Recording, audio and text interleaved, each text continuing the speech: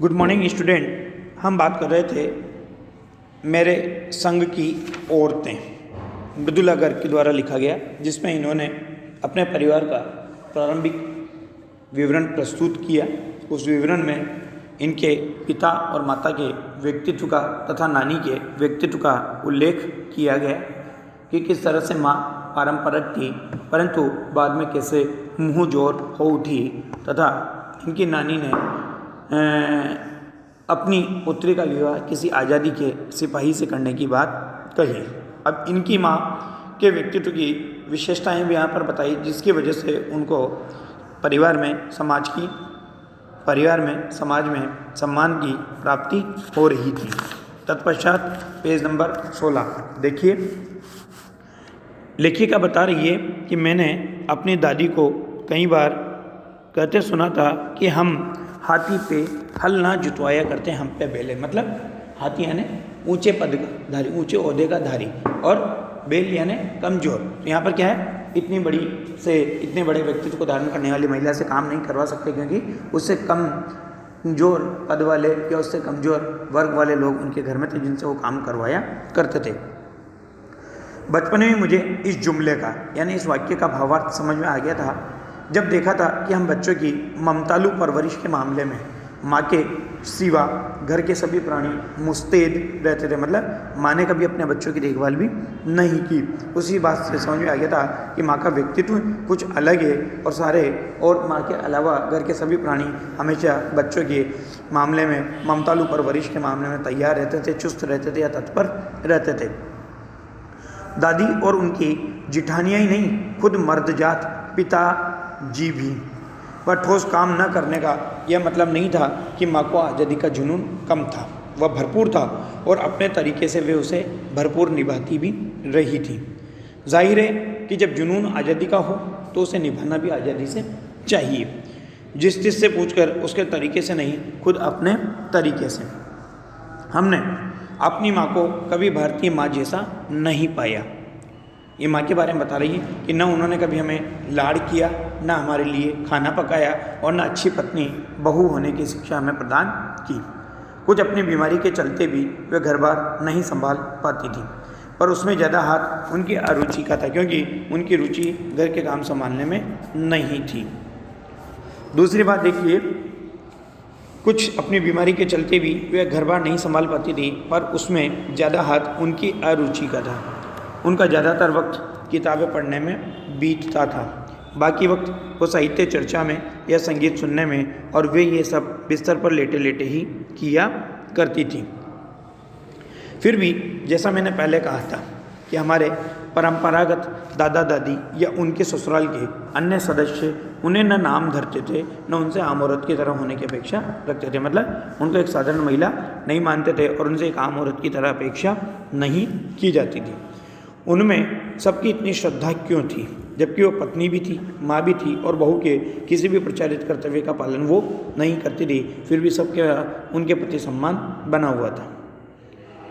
साहबी खानदान के रोब के अलावा, मतलब एक तो साहबों के खानदान से थी इसलिए कोई उससे काम नहीं कराता था, और दूसरा उसके व्यक्तित्व की विशेषताएं थी जिसके कारण उसको सम्मान दिया जाता था। वो क्या थी देखिए, साहबी खानदान के रोब के अलावा मेरी समझ में दो कारण आए हैं। एक तो वो कभी झूठ नहीं बोलती थी, अंडरलाइन करना, और दूसरा वे एक की गोपनीय बात को दूसरे पर जाहिर नहीं होने देती थी। मतलब अगर किसी ने उनको अपनी गुप्त बात बता दी तो वो किसी दूसरे को जा करके नहीं कहती थी। इस पहली बात के कारण उन्हें घर वालों का आदर मिला हुआ था और दूसरे के कारण बाहर वालों की दोस्ती मिली हुई थी। यूँ दोस्त वो हमारी भी थी, माँ की भूमिका हमारे पिता बखूबी निभा देते थे। मुझे याद है बचपन में भी हमारे घर में किसी की चिट्ठी आने पर कोई उससे ये नहीं पूछता था कि उसमें क्या लिखा है, भले वह एक बहन की दूसरी के नाम ही क्यों ना हो, और माँ ये जानने को बेहाल हो कि बीमारी से वह उभरी या नहीं। छोटे से घर में 6 बच्चों के साथ सास ससुर आदि के रहते हुए भी हर व्यक्ति को अपना निजत्व बनाए रखने की छूट थी, अर्थात हर व्यक्ति का अपनी फ्रीडम थी, वो अपने आधार पर जीवन जीता था। और इसी निजत्व बनाए रखने की छूट का फ़ायदा उठा करके हम तीनों बहनें और छोटा भाई लेखन के हवाले हो गए। कहने का मतलब है कि जब सबको अपने व्यक्तिगत जीवन का अधिकार प्राप्त था, कोई किसी के जीवन में हस्तक्षेप नहीं करता था। तो इन 6 भाई बहनों में 3 बहनें और एक छोटा भाई लेखन के हवाले हो गया, अर्थात कहने का मतलब है लेखन के कार्य की ओर अग्रसर हो गए। लीक से खिसके अपने पूर्वजों में माँ और नानी ही रही होती तो गनीमत रहती, पर अपनी एक परदादी भी थी। अभी अपनी दादी का वृतांत बता रही है, परदादी का, जिन्हें कतार से बाहर चलने का शौक था।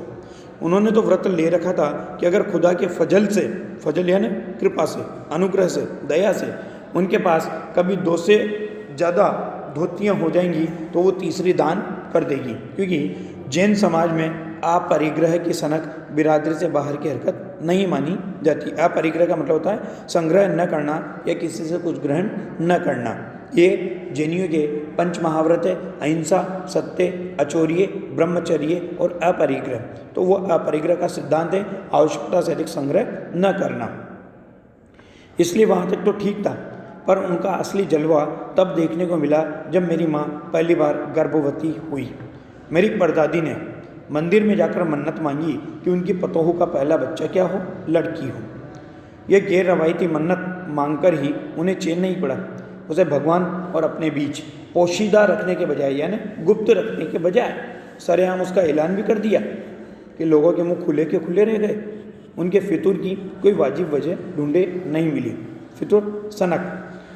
हम यह भी नहीं कह सकते थे कि खानदान में पुश्तों से कन्या पैदा नहीं हुई थी, इसलिए माजी बेचारी कन्यादान के पुण्य के अभाव को पूरा करने के चक्कर में थे। क्योंकि पिताजी की ही नहीं, दादाजी की भी बहनें मौजूद थी। हाँ, पहला बच्चा हर बहू का बेटा होता रहा था। खैर, माजी ने अपनी तरफ से कोई सफाई नहीं दी, बल्कि बदस्तूर निरंतर नियम से मंदिर जाकर के अपनी मन्नत को दोहराती रही। और पूरा नकुड़ गांव जानता था कि माजी का भगवान के साथ सीधा सीधा तार जुड़ा हुआ है। और वो तार कैसा है? बेतार का तार, मतलब इधर जो बात कही वो उधर पहुंच जाती है और उधर से तथास्तु हो जाता है। इधर वह तार खींचती, उधर टन से तथास्तु बच जाता। मेरी दादी तो पहली मर्तबा में ही तैयार हो गई थी कि गोद में खेलेगी तो पोती ही। पर माजी की आरजू किस कदर रंग लाएगी इसका उन्हें गुमान भी नहीं रहा होगा। लड़की की गैर वाजिब जुस्तजू इच्छा, लड़की की गैर वाजिब जुस्तजू सुन करके भगवान कुछ ऐसी अफरा तफरी में आ गए कि 1 नहीं 2 नहीं बल्कि पूरी 5 कन्याएं एक के बाद एक धरती पर उतार दी। मतलब एक के बाद एक 5 बेटियों का जन्म इनके घर में हुआ। अब भगवान को क्या कहें? माजी के सामने तो नामी चोर भी अफरा तफरी में आ जाते थे। अभी एक चोर की घटना बता रही जो इनके परिवार में घटित हुई थी। वो आया था चोरी करने, लेकिन उसे बना दिया घर का नौकर। कि माजी और नामी चोर का किस्सा होश संभालने के बाद मैंने कई बार सुना था। चोर के दीदार की खुश नसीबी भी हाथ आई थी कि चोर कैसा होता है। हुआ यूँ था कि किसी शादी के सिलसिले में नकुड़ की हवेली के तमाम मर्द बारात में दूसरे गांव गए हुए थे। औरतें सज धज कर रत जगह मना रही थी। रत जगह रात्रि जागरण, नाच गाने और ढोलक की थाप के शोर में नामी चोर कब सेंध लगाकर हवेली में घुसा किसी को कोई खबर नहीं हुई। पर चोर था बदकिस्मत। जिस कमरे में घुसा उसमें माजी सोई हुई थी औरतों के शोर से बचने के लिए, तो वे अपना कमरा छोड़ करके दूसरे में जाकर के सो गई थी।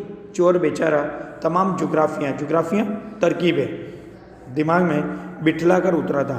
उसे क्या पता था कि इतनी बड़ी बूढ़ी पुरखिन जगह बदल लेगी। खैर, बुढ़ापे की नींद टहरी चोर के दबे पाँवों की आहट से ही खुल गई और उन्होंने प्रश्न किया, कौन? तो माजी ने इत्मीनान से पूछा, मतलब बड़ी सरलता से, आसानी से पूछा। तो चोर ने वही प्रचलित उत्तर दिया कि जी मैं। चोर ने युगों से चला आ रहा पारंपरिक और असंगत जवाब दिया। तो माजी ने कहा, पानी पिला। तो चोर ने कहा, जी मैं। चोर झिझक कर रह गया। तब तक माजी बिस्तर के बराबर में टटोल कर देख चुकी थी और लोटा खाली था। तो माजी ने कहा, ऐसा कर। उन्होंने कहा, ये लोटा ले और कुएं से पानी भर कर के ला, पर देख कपड़ा कसकर बांधे रखियो और तरीके से छानियो। मतलब कपड़े में पानी छान कर लाने की बात कह रही थी, लेकिन चोर ने उसका मतलब कुछ अलग निकाला। चोर घबरा गया और सोचने लगा कि अंधेरे में इन्होंने कैसे जाना कि उसके मुंह पर कपड़ा बंधा है और कमर में भांग बंधी हुई है। भगवान से उसका तार जुड़े होने की खबर उसे थी, पर बुढ़िया भांग भी छानती होगी, यानी भांग का भी उपयोग करती होगी, एकदम यकीन नहीं हुआ, इसलिए कुछ हैरान परेशान हो उठा। और जल्दी कर भाई, माँ जी ने फिर कहा। तब माँ जी ने कहा कि बड़ी प्यास लगी है। तो चोर ने कहा, पर मैं तो चोर हूँ। मारे घबराहट और धर्म संकट के चोर सब कुछ सच कह गया। तो माँ ने कहा, हुआ करे। माँ जी ने कहा कि प्यासे को पानी तो पिला, पर देख मेरा धर्म न बिगाड़ियो, लोटे के मुंह से कपड़ा ना हटाइयो, हाथ रगड़ कर धो लीजो और पानी कपड़े से छान कर भरियो। तो चोर कहता है कि आप चोर के हाथ का पी लोगी? तो वो माँ जी कहती है, कहा ना रगड़ कर धो लीजो, सब नाच गाने में लगे हैं, तेरे और भगवान के सिवा कौन धरा है जो मुझे पानी पिलाएगा। अब मानो भगवान वहीं कहीं उसके बराबर में धरे हैं। सुनकर चोर कुछ ऐसा अकबकाया कि लोटा उठाकर चल दिया। पूरी एहतियात सावधानी, पूरी एहतियात के साथ पानी भरकर लौटा तो पहरेदारों ने धर दबोचा, क्योंकि चोर कुएं पर देख लिया गया था। तब माँ जी ने लोटे का आधा पानी खुद पीकर बाकी चोर को पिला दिया और कहा, एक लोटे से पानी पीकर अब हम क्या हो गए? माँ बेटे हो गए। अब बेटा चाहे तू चोरी कर चाहे खेती कर। अब बेचारा किस लायक रह गया था? सो रोमांचक धंधा छोड़ करके खेती में लगा और सालों साल लगा रहा। जब मैंने उसे देखा तो वो बड़ा भला मानुस बूढ़ा लगा, मुझे डरा डरा सा, हैरान सा और सहमा हुआ सा वो लगा। अब खानदानी विरासत कहिए या जीवाणुओं का प्रकोप कहिए, उन दो सन की बुढ़ियों के बीच में मैं अच्छी फंसी। एक तरफ माँ जी के चलते अपने लड़की होने पर कोई हीन भावना मन में नहीं उपजी, तो दूसरी तरफ नानी के चलते देश की आज़ादी को लेकर नाहक यानी बेकार में ही रोमानी रही। बाकी बाद में। धन्यवाद।